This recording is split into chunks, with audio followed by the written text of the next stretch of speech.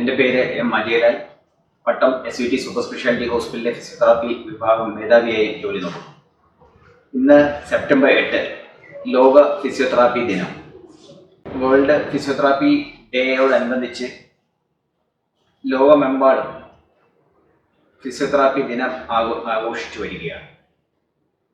Physiotherapy ഒരു നൂതന ചികിത്സാ ശാഖയായി വളർന്നുകൊണ്ടിരിക്കുന്ന കാലഘട്ടത്തിൽ ശൈശവം മുതൽ വാർദ്ധക്യം വരെ ഒരു വ്യക്തിയുടെ ജീവിതത്തിൽ ഉണ്ടാകുന്ന എല്ലാ രോഗങ്ങൾക്കും വൈകല്യങ്ങൾക്കും കൃത്യമായ വ്യായാമ മുറകളും അതോടൊപ്പം ഭൗതിക സ്രോതസ്സുകളുടെയും മറ്റും ചികിത്സ സംയോജിപ്പിച്ചുകൊണ്ട് ഉള്ള ഒരു നൂതന ചികിത്സാ രീതിയാണ് ഫിസിയോതെറാപ്പി.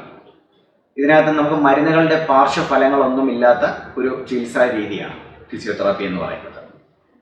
അപ്പോൾ അതിനകത്ത് കുറച്ച് മിസ്കൺസെപ്റ്റ്സ് ഉള്ളതെന്ന് പറഞ്ഞു കഴിഞ്ഞാൽ നമുക്ക് ആയുർവേദം ആണ് ഫിസിയോതെറാപ്പി, അല്ലെങ്കിൽ അതിനകത്ത് വരുന്ന തിരുമൽ, അങ്ങനെയൊക്കെ ഒരു മിസ്കൺസെപ്റ്റ്സ് പലരിലുമുണ്ട്. അപ്പോൾ അതിനെക്കുറിച്ച് ഞാനൊന്ന് പറയാം. നമുക്ക് ട്രൂലി ആയുർവേദം അല്ല ഫിസിയോതെറാപ്പി. ആയുർവേദം എന്ന് പറയുന്നത് അതൊരു പ്രത്യേക ചികിത്സാ ശാഖയാണ്. ഫിസിയോതെറാപ്പി അത് ഒരു സ്വതന്ത്ര ചികിത്സാ ശാഖയാണ്. രണ്ടും രണ്ട് തന്നെയാണ്. നമ്മൾ ഇതിനകത്ത് നേരത്തെ പറഞ്ഞ പോലെ ഭൗതിക സ്രോതസ്സുകളുടെയും വ്യായാമങ്ങളുടെയും നൂതന ചികിത്സാ രീതികളും സംയോജിപ്പിച്ചുകൊണ്ടുള്ള ഒരു ചികിത്സാ ശാഖയാണ് ഫിസിയോതെറാപ്പി.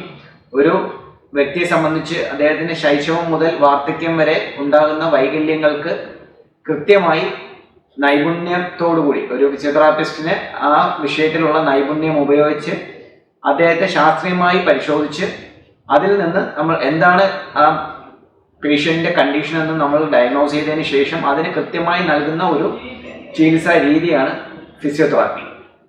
മറ്റു ചികിത്സാ ശാഖകളെ പോലെ സ്വതന്ത്രമായി ഉള്ള ഒരു ചികിത്സാ ശാഖയായി ഫിസിയോതെറാപ്പി ഇന്ന് വളർന്നു കഴിഞ്ഞു.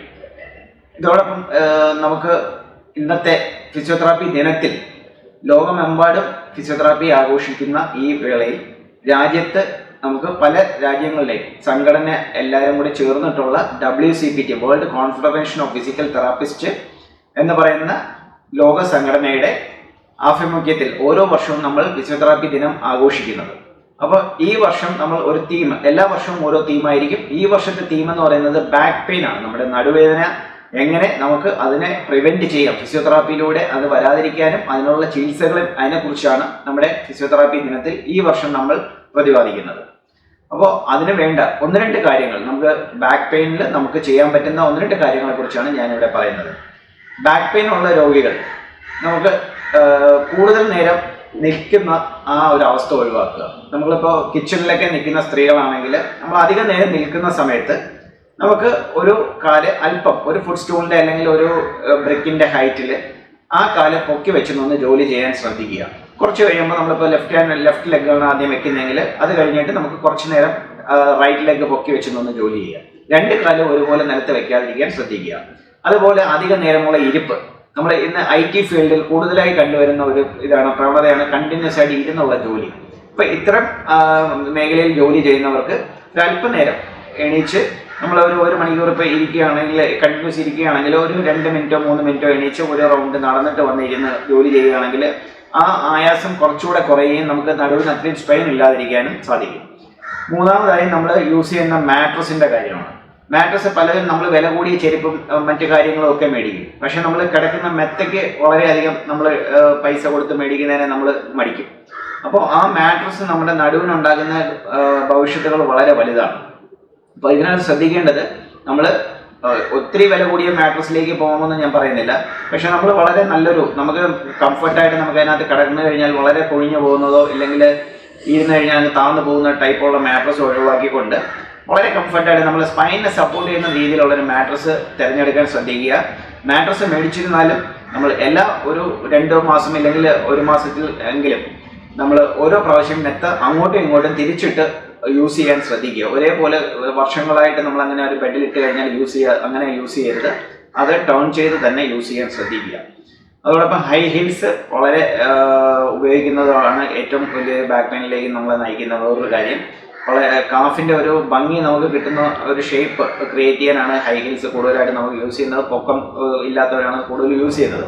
അപ്പം നമുക്ക് ഹൈറ്റ് തോന്നാൻ വേണ്ടി നമ്മൾ ഉപയോഗിക്കുന്ന ഒരു സാധനം, പക്ഷേ നമ്മുടെ നടുവിനെ അത് ദോഷം ചെയ്യുന്ന ഒരു സാധനമാണ് ഹൈ ഹീൽസ് എന്ന് പറയുന്നത്. അപ്പോൾ ഇത്തരം ചെരുപ്പുകൾ നമ്മൾ കൃത്യമായിട്ട് അവോയ്ഡ് ചെയ്യാൻ നോക്കുക. ഡ്രൈവിംഗ് ആണ് വേറൊരു ഫാക്ടർ. നമ്മൾ കണ്ടിന്യൂസ് നടുവേദനയുള്ള ഒരാൾ കണ്ടിന്യൂസ് ആയിട്ട് നമ്മളൊരു ഒത്തിരി ദീർഘദൂര യാത്ര ചെയ്യുകയാണെങ്കിൽ ഇടയ്ക്കിടയ്ക്ക് വണ്ടി നിർത്തി ഒരല്പനേരം നമ്മളൊന്ന് റിലാക്സ് ചെയ്ത് നമ്മുടെ സ്പൈനിന് കുറച്ച് എക്സസൈസ് നമ്മൾ അവിടെ നിന്ന് കഴിഞ്ഞാൽ നമുക്കൊന്ന് കുനിയോ ഒന്ന് സൈഡിലേക്ക് ടേൺ ചെയ്യുകയോ ഒക്കെ ചെയ്ത് കഴിഞ്ഞാൽ നമ്മുടെ നടുവിന് വളരെ റിലാക്സ്ഡ് ആയിട്ട് ഒരു ഇത് കിട്ടിക്കഴിഞ്ഞാൽ നമുക്ക് കുറച്ചുകൂടെ ദൂരം നമുക്ക് പോകാൻ കഴിയും. കംഫർട്ടായിട്ട് വണ്ടി ഓടിക്കുന്നതിന് നമുക്ക് ബുദ്ധിമുട്ടില്ലായിരിക്കും. അപ്പോൾ ഇത്തരം കാര്യങ്ങളാണ് ബാക്ക് പെയിനിൽ നമുക്ക് വളരെയധികം ശ്രദ്ധിക്കേണ്ട കുറച്ച് ടിപ്സ് ആയിട്ട് ഞാൻ ഇന്നിവിടെ പറയുന്നത്.